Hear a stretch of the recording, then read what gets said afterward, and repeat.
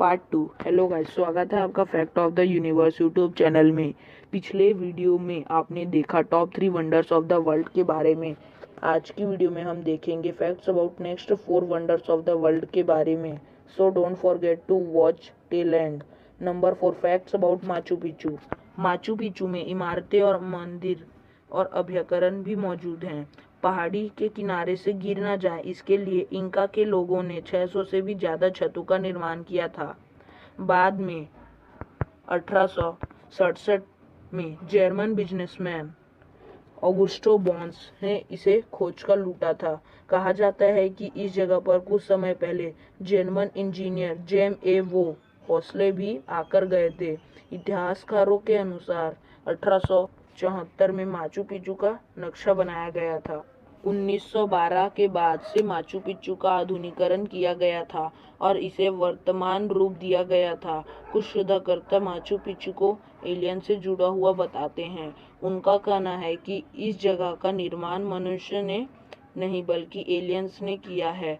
इस जगह को लॉस्ट सिटी भी कहा जाता है क्योंकि इसको बहुत ही जल्द छोड़ दिया गया था। माचू पिच्चू पेरू की एक बहुत ही खूबसूरत और खास जगह है जिसका खोज वर्ष 1911 में हुई, लेकिन इसका संबंध 13वीं शताब्दी से बताया जाता है। इसे एक शाही रियासत बताया जाता है, लेकिन इसका एक अपना धार्मिक महत्व भी है।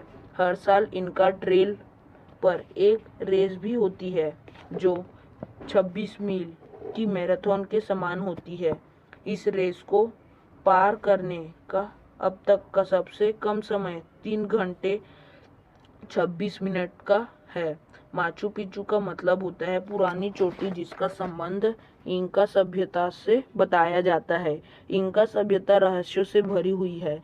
इसके बारे में कोई भी स्पष्ट रूप से नहीं बता पाया। माचू पिच्चू को सन 1450 के आसपास बनाया गया था, लेकिन यह दुनिया के सामने सन 1911 में आया था, जब अमेरिका के इतिहासकार हिराम बिंघम ने इसकी शोध की।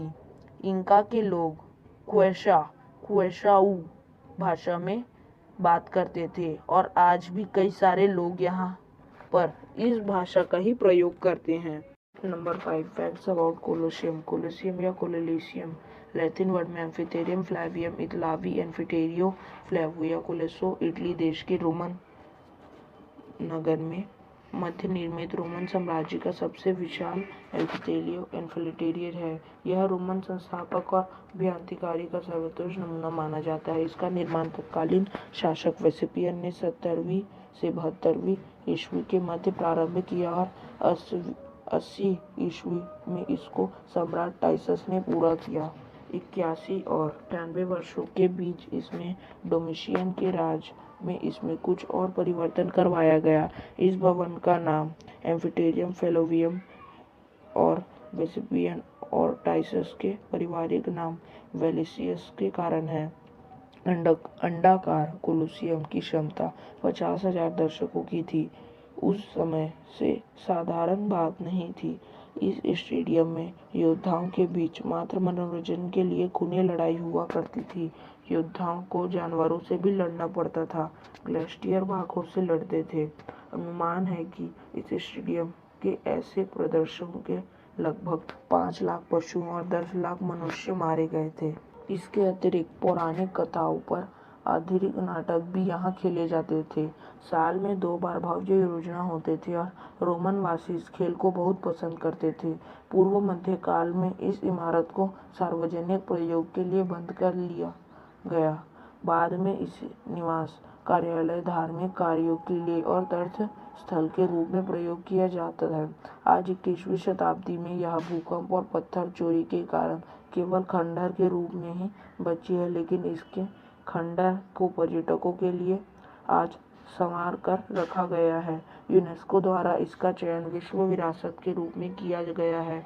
यह आज भी शांतिशाली रोमन साम्राज्य को वैभव या प्रतीक देता है। पर्यटकों का सबसे लोकप्रिय ग्रंथ है और रोमन चर्च से निकट संबंध रखता है, क्योंकि आज भी हर गुड फ्राइडे को पॉप यहाँ से एक मशाल जुलूस निकालते हैं।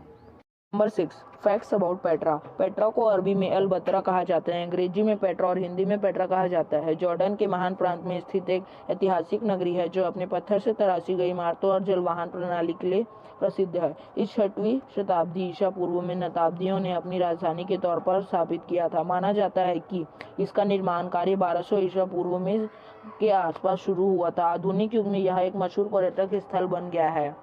पेट्रा एक खोर नामक पहाड़ की ढलान पर बना हुआ है और पहाड़ियों से घिरा हुआ है। एक द्रोणी में स्थित है। यह पहाड़ मृत सागर के अकाबा की खाड़ी तक चलने वाली वादी अरबा नामक घाटी की पूर्व सीमा पे स्थित है। पेट्रा को यूनेस्को द्वारा एक विश्व धरोहर होने का दर्जा मिला हुआ है। बीबीसी ने अपने मरने से पहले 40 देखने योग्य स्थानों में पेट्रा को भी शामिल किया था। 6वीं शताब्दी ईसा पूर्व से पेट्रा नताब्दियन साम्राज्य के प्रभावशाली राजधानी थी, जिसके बाद इस साम्राज्य का 106 ईस्वी में रोमन साम्राज्य ने विलय हो गया था और रोमनों ने शहर का विस्तार तक जारी रखा। व्यापार और विनिमय के लिए एक महत्वपूर्ण केंद्र पेट्रा तब तक ही विकास जारी रहा तब तक कि यहाँ पे एक विनाशकारी भूकंप ने इमारतों को नष्ट नहीं कर दिया और 6वीं शताब्दी में मुसलमानों ने पेट्रा को जीत लिया, लेकिन यह ज़्यादा समय तक नहीं चला। इसके बाद 1189 ईस्वी में मध्य पूर्व के मुस्लिम सुल्तान सदरी ने विजय के बाद पेट्रा को ईसाइयों ने त्याग दिया।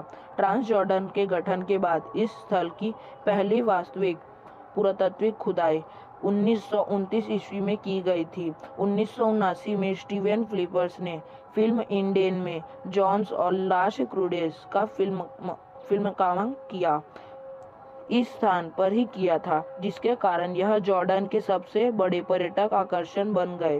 पेट्रा की शानदार इंजीनियरिंग उपलब्धियों और अच्छी तरह से संरक्षित आयाम के कारण पेट्रा को पुरातात्विक स्थल जुलाई 2007 में दुनिया के 7 आश्चर्यों में से एक के रूप में चुना गया था। Number 7, facts about Chichen Itza. Chichen Itza Mexico के लिए पर्यटन की दृष्टि से दूसरा सबसे लोकप्रिय स्थल है। इसे नई दुनिया के 7 अजूबों में से एक में माना जाता है। युटकान प्रायद्वीप पर स्थित चिचेन इट्जा माया लोगों द्वारा निर्मित एक बड़ा शहर था।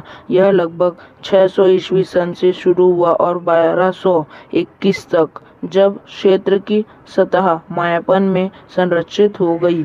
चिचेन इट्जा की नई दुनिया के 7 अजूबों में से इंटरनेट वोटिंग के द्वारा चुना गया था। चिचेन इट्जा का अर्थ भी इट्जा के कुएं मुहाने पर है।